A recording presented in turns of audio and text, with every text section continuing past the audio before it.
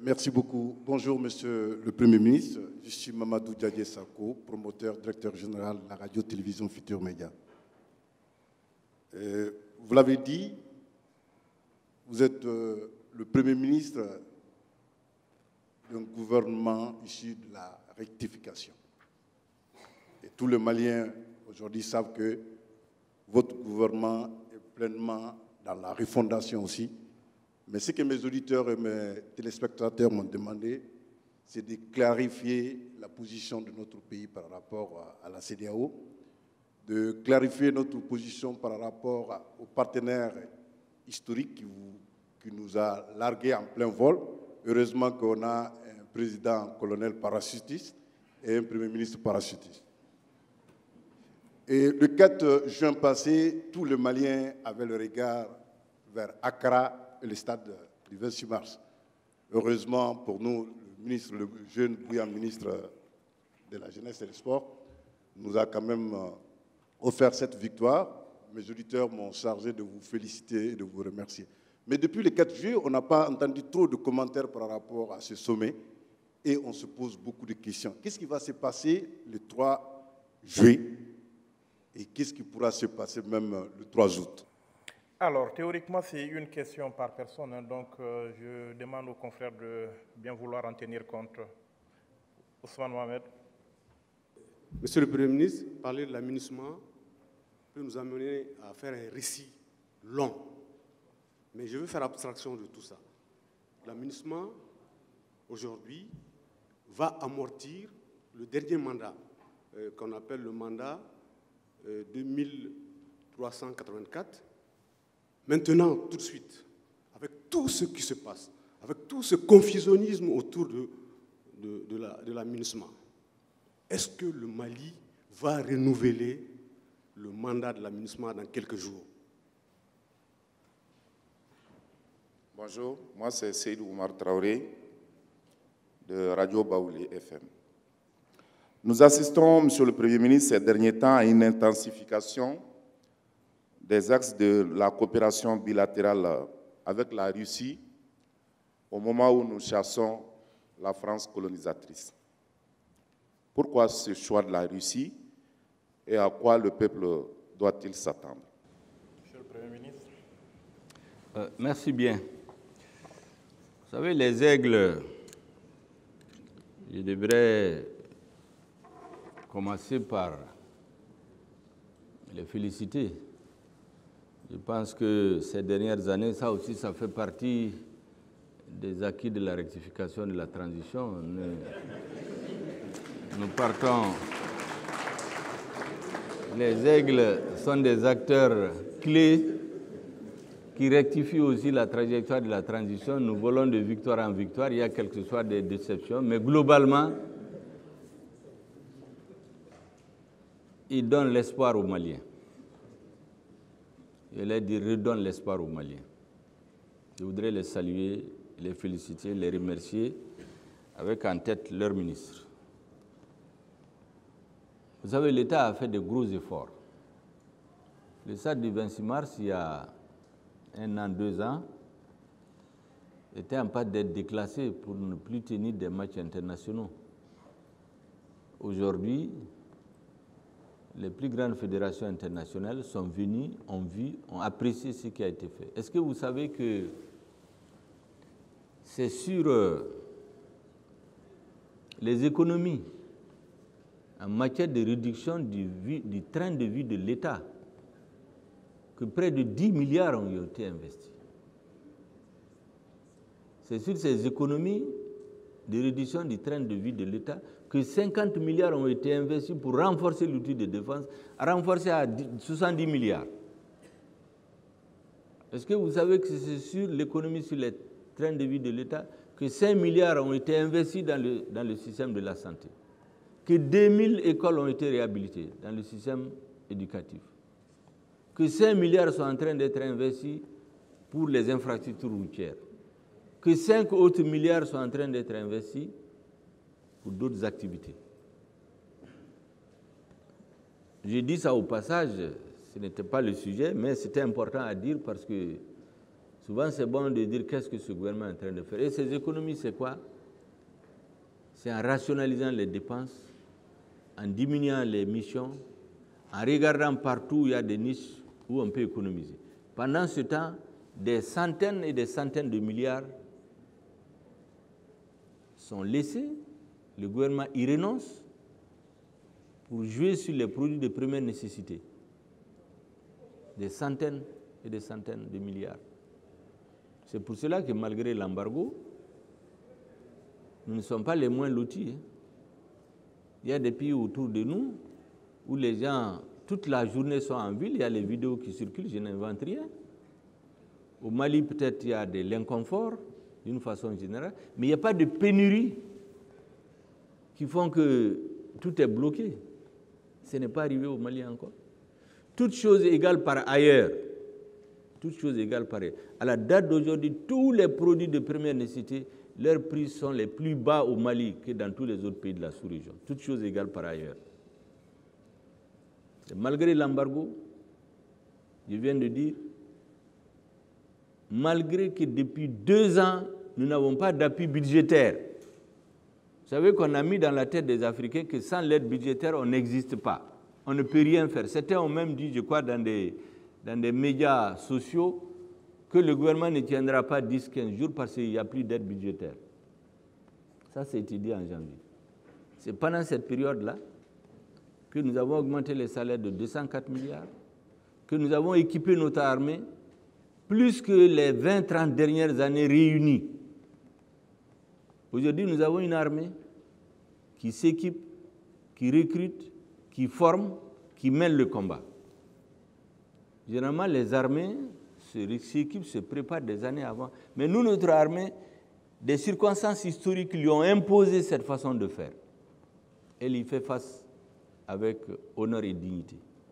Je voudrais donc rendre un hommage mérité à notre armée, à nos soldats qui tombent tous les jours sur le terrain. Même au moment où on est en train de parler, il y en a qui sont sur le terrain. Et à la hiérarchie militaire. Nos relations avec la CEDEAO, la communauté internationale, vous savez, la diplomatie, la défense, par définition, et la justice, c'est les secteurs qui incarnent la permanence de l'État. Les ruptures dans ces domaines doivent se faire de façon ordonnée, de façon maîtrisée, de façon réfléchie, en faisant preuve de beaucoup de discernement et de capacité d'anticipation. C'est cette approche qui nous a permis, sous la haute conduite du président de la transition, de faire face tout de suite à la situation de vide qui était créée autour de nous. Il a fallu faire une réorientation stratégique immédiatement, parce qu'on nous a annoncé du jour au lendemain qu'on nous abandonne. Je ne dis pas le reste de la phrase parce que ça fâche. Une réorientation stratégique, une réarticulation de notre tactique aussi, pour occuper toutes les emprises qui ont été abandonnées.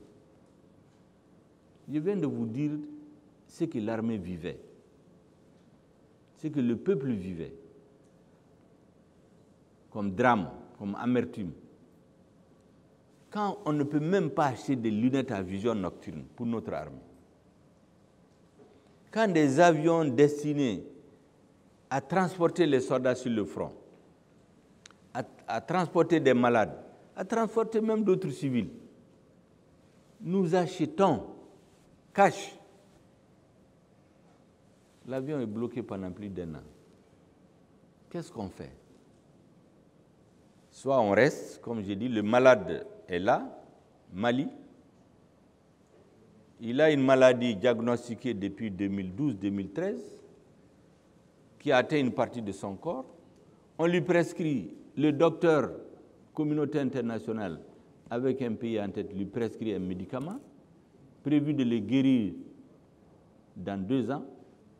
9 ans après, la maladie n'est non seulement pas guérie, mais la gangrène a atteint les 80% de l'organisme. Qu'est-ce que le malade fait?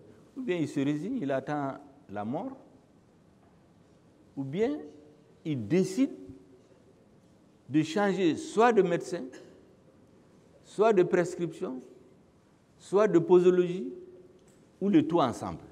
En tout cas, s'il ne veut pas mourir. Le Mali a décidé de chercher des partenaires stratégiques qui jouent le jeu, qui n'ont pas un agenda caché, qui le respectent, qui respectent son peuple, qui respectent sa dignité, qui ne reçoit pas d'injonction. C'est tout. Nous ne sommes contre personne, nous n'avons défié personne. Et aujourd'hui, les résultats de cette politique sont là. Nous avons des vecteurs aériens. Il n'y a pas une partie de notre territoire où nous ne pouvons pas intervenir aujourd'hui. Maintenant, si cela peut amener à des mécontentements, bon, ça, nous ne pouvons rien contre ça. Vous avez parlé du cas de la Russie. Bon, nous aussi, on parle de la Russie parce que c'est de la Russie que les autres parlent. Sinon, notre coopération, elle est diversifiée aujourd'hui. Nous avons décidé d'aller à la diversification de notre coopération militaire, économique, diplomatique, dans tous les domaines. Nous ne voulons plus avoir un tuteur. Nous ne sommes la chasse gardée de personne. Nous sommes la chasse gardée du peuple malien. Point à la ligne. Concernant la CEDEAO, le Mali a vocation à unir. C'est pourquoi il n'y a aucune organisation régionale, sous-régionale, africaine qui a été mise en place sans que les chefs d'État du Mali soient là à la création. Et nous sommes très fiers de dire chaque fois que nous sommes le seul pays qui a inscrit dans toutes ses constitutions qu'il est prêt à abandonner tout ou partie de sa souveraineté pour construire l'unité africaine. Aujourd'hui, nous sommes victimes d'une incompréhension de nos frères de la CEDEAO. Mais les peuples ne sont pas d'accord avec ces sanctions. Vous voyez ce qui se passe autour de nous. Les peuples ne sont pas d'accord. Ces peuples continuent à vouloir de l'unité. La CEDEAO, ça fait 350 millions de consommateurs. Si on s'organise, ça suffit pour développer n'importe quelle industrie.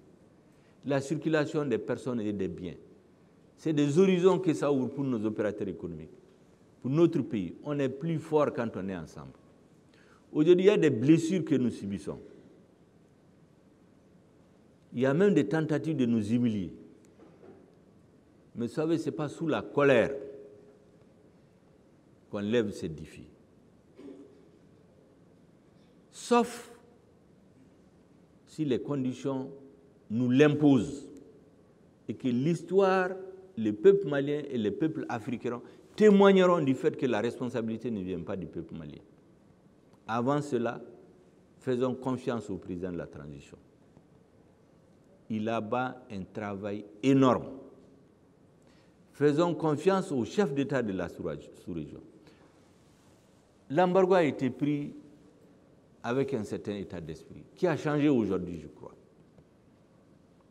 L'embargo a été pris avec certaines données politiques, économiques et financières qui se sont avérées pas justes, avec certains calculs qui sont avérés pas justes. Aujourd'hui, je pense que la raison est en train de prévaloir.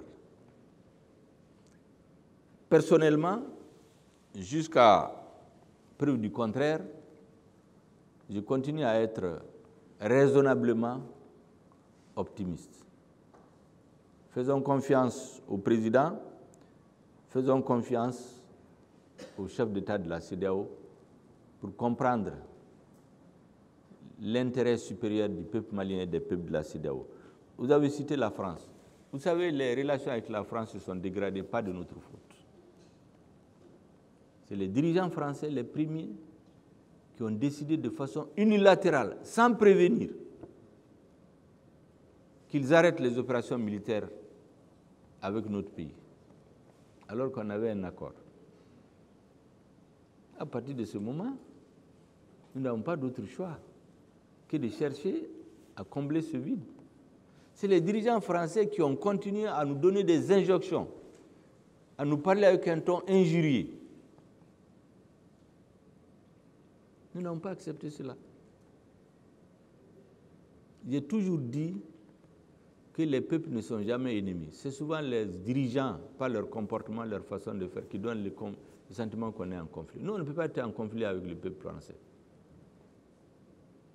En dehors de la communauté algérienne, j'ai l'habitude de le dire, la communauté la plus importante en France, ce sont les Maliens. C'est des binationaux qui travaillent. L'apport des Maliens dans notre économie est plus important que l'aide extérieure dont on parle très souvent. Mais on ne peut pas négliger ça. Et donc, nous n'avons pas de problème. Et d'ailleurs, je crois que le gouvernement français aurait été bien inspiré de demander l'avis de tous ces Maliens qui vivent en France. Je suis sûr que le discours aurait été autre. Mais il y a des pratiques, je pense, qui doivent changer. Il faut que les dirigeants de tous les pays du monde comprennent qu'ils ne doivent pas se tromper d'époque, ils ne doivent pas se tromper de peuple, ils ne doivent pas se tromper d'interlocuteurs. Les interlocuteurs qui sont à la tête de l'État aujourd'hui malien ne veulent pas recevoir d'injonctions, ne veulent pas recevoir des oukases. Ils veulent des discussions entre partenaires de façon respectueuse. Et d'ailleurs, je note une amélioration dans le discours depuis quelque temps. Après les dernières décisions fortes que le président de la transition a prises relativement aux accords militaires avec la France et le G5 Sahel, je crois que le discours du président français, ce que j'ai suivi, il en a pris acte, il a dit son désaccord, mais dans un langage, un discours plus respectueux. Je pense que c'est ce qu'il faut entre les États. Et d'ailleurs, aujourd'hui, le nouveau président français auquel je souhaite bon vent a créé à son propre niveau un comité national de la refondation. Nous, toute notre bataille, les assises nationales de la refondation, c'est pour les tenir et tenir les conclusions qu'on nous a fait la guerre. Et partout, c'est le mot refondation, aujourd'hui c'est partout. Le Conseil national de transition, c'est des termes venus du Mali qui sont utilisés un peu partout aujourd'hui. Nous ne faisons rien contre personne. Et notre porte est ouverte pour coopérer avec tous les pays qui respectent notre personnalité, qui respectent notre souveraineté, qui nous traitent avec respect et qui sont fiables. Notre ministre de la Défense a eu à dire, quand on recevait une partie des équipements venus de... Il dit que c'est des partenaires fiables. Il est bien placé pour le dire, c'est eux qui sont sur le théâtre des opérations. Ils savent ce qui se passe. Donc, tous les partenaires qui sont prêts à travailler avec nous, dans le cadre des intérêts réciproques, le respect réciproque, comme on dit maintenant, dans le cadre du gagnant-gagnant, mais il n'y a pas de problème. La France a plus d'atouts que beaucoup de pays. C'est avec sa langue qu'on s'adresse au reste du monde, même entre nous. Les liens culturels et historiques qui nous unissent sont plus forts que tous les autres pays, mais il y a des choses qu'il faut changer. Les temps ont changé. Les Africains ne veulent plus que les choses continuent comme avant. C'est aussi simple que ça. Notre président, il a moins de 40 ans, c'est une nouvelle génération. Ils n'ont pas de papas devant qui ils vont baisser les yeux. Il a fait presque la moitié de sa vie sur le théâtre des opérations. Les chefs militaires avec lesquels nous conduisons la rectification de la transition aujourd'hui, mais ils ont fait entre 15 et 18 ans sur le théâtre des opérations militaires, depuis 2002 jusqu'en 2020. Donc tout ce qui s'est passé sur le terrain, ils l'ont vécu, ils l'ont vu. Les trahisons, les doubles jeux, les coups de poignard, les doubles langages, les hiatus entre le discours politique et ce qui se fait sur le terrain. Mais ils l'ont vu. Donc ils n'ont pas besoin qu'on leur donne des leçons. Et sur le plan politique, les Maliens ont vécu près de 4 coups d'État en 30 ans, avec la division de notre pays, la guerre civile, les populations qui se tuent. Mais on ne pouvait pas continuer dans ça. C'est pourquoi je suis surpris que dans le dernier rapport qu'on est en train de chercher à présenter devant le Conseil de sécurité, on dit que l'État malien ne contrôle que 15% du territoire. Pourtant, jusqu'ici, on n'a pas vu de tels chiffres dans les rapports, mais ne vous inquiétez pas. Le ministre des Affaires étrangères, sur les instructions du président, portera la contradiction là où il faut, au bon lieu, au bon moment, devant les interlocuteurs qu'il faut, au nom de notre peuple. Le sommet du 3 juillet, je vous ai dit, je ne vais pas faire beaucoup de commentaires, je suis raisonnablement optimiste. Faisons confiance au président, faisons confiance à la sagesse des chefs d'État de la CEDEAO, qui de toute façon, comme je dis globalement, ne sont pas dans une attitude d'hostilité vis-à-vis du Mali aujourd'hui. En tout cas, selon les informations que nous avons. Le mandat de la MINUSMA, c'est exactement comme la CEDEAO. La MINUSMA est intervenue à un moment où le peuple malien a fondé beaucoup d'espoir. Dans l'esprit des Maliens, la MINUSMA vient les aider à combattre le terrorisme. Il est dit là-dedans qu'elle doit frapper, elle doit repousser les terroristes, les empêcher de revenir dans des zones d'où elles ont été dégagées, utiliser tous les moyens pour sécuriser les populations. Quand on dit ça, les Maliens ont de l'espoir, mais quelques années après, on nous a dit non, vous êtes trompés sur la marchandise. La MINUSMA est là pour maintenir la paix. Elle n'existe pas. Et aujourd'hui, on nous dit que c'est Barkhane qui doit assurer la sécurité de la MINUSMA à certains moments. Bon, allez-y comprendre dans tout ça. La question du mandat de la MINUSMA, le Mali, à la date d'aujourd'hui, à ma connaissance, la rupture du mandat de la MINUSMA n'est pas l'ordre du jour. S'il y a des évolutions, nous aviserons. Par contre, il y a des choses que notre ministre des Affaires étrangères va dire là-bas au nom de notre président et de notre peuple. Je lui laisse la primeur de le dire d'abord et on vous informera. Pourquoi? Parce que les questions diplomatiques du genre, des prises de position politiques fortes de ce genre, je crois qu'il faut les porter d'abord avant de les rendre publiques.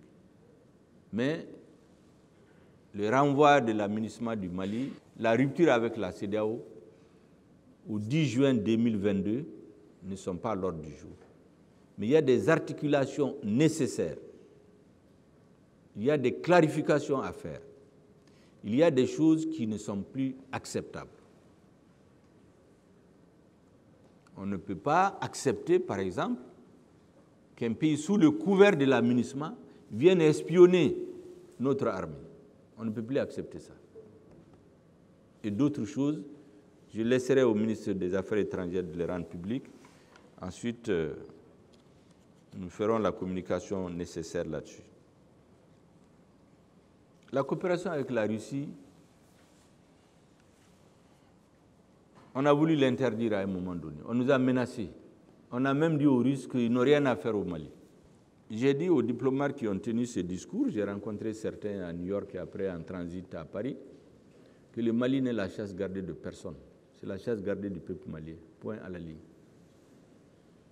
La Russie, depuis les indépendances, a toujours été à côté du Mali. Ça s'appelait l'Union soviétique. Aujourd'hui, c'est la Fédération de Russie qui a pris en son compte l'héritage de l'ex-Union soviétique. Il est donc un partenaire. La majorité de nos officiers, jusqu'à une date récente, étaient formés en Russie. Plus de 80-90% de nos équipements militaires venaient de Russie. On s'étonnerait même qu'on n'ait pas renforcé cette coopération depuis des années. Certainement qu'il y avait des interdictions. Ce sont ces interdictions-là que nous avons brisées. Il n'y a plus d'interdiction pour coopérer avec tout pays qui respecte notre souveraineté, qui est prêt à nous aider à résoudre les problèmes. On cherche à résoudre les problèmes qui sont posés à notre peuple. Et comme je l'ai dit, nous n'avons pas besoin de tuteurs pour cela. On ne quittera pas un tutorat pour être sous un autre tutorat. Et d'ailleurs, les Russes ne l'ont jamais dit. Les Russes respectent le Mali. Nous discutons, carte sur table, de quoi on a besoin. Et ce dont on a besoin, on l'achète. Le Mali ne cherche de l'aumône auprès de personne. Ce que le Mali veut, c'est le respecter comme État souverain. Ce que le peuple malien veut, c'est de le respecter comme un vieux peuple qui a une longue histoire, millénaire. Et je dois dire que, à la date d'aujourd'hui, nous avons une satisfaction totale dans le cadre de notre coopération avec la Russie. Récemment, vous savez, aujourd'hui, si notre armée a un niveau d'équipement jamais égalé pendant ces 20-30 dernières années. C'est grâce à la coopération avec la Russie, c'est grâce à la coopération avec d'autres partenaires dont je ne parle pas, parce que comme les autres n'en parlent pas, nous ne disons rien. Parce que beaucoup pensent qu'on n'est qu'avec la Russie, mais dans le domaine militaire, on diversifie notre coopération militaire. Dans le domaine économique, c'est public, donc il n'y a rien de secret là-dedans. Il y a des produits stratégiques sur lesquels nous avons décidé de conclure des partenariats stratégiques avec la Russie pour sortir de cette hantise chaque année, les engrais, le carburant, le blé et d'autres produits qui vont suivre. Le même type de coopération, de partenariat, de diversification de nos partenariats est en chantier avec d'autres pays. Nous sommes dans des discussions. Mais comme c'est sur la Russie qui a la focalisation en permanence, bon, nous aussi, nous parlons de ce qui se passe en Russie, le reste, on n'en parle pas. Le jour où les autres vont en parler, on dira ce qu'on est en train de faire. Donc, c'est ce qui explique. On a des relations historiques avec la Russie qu'on n'aurait pas dû affaiblir.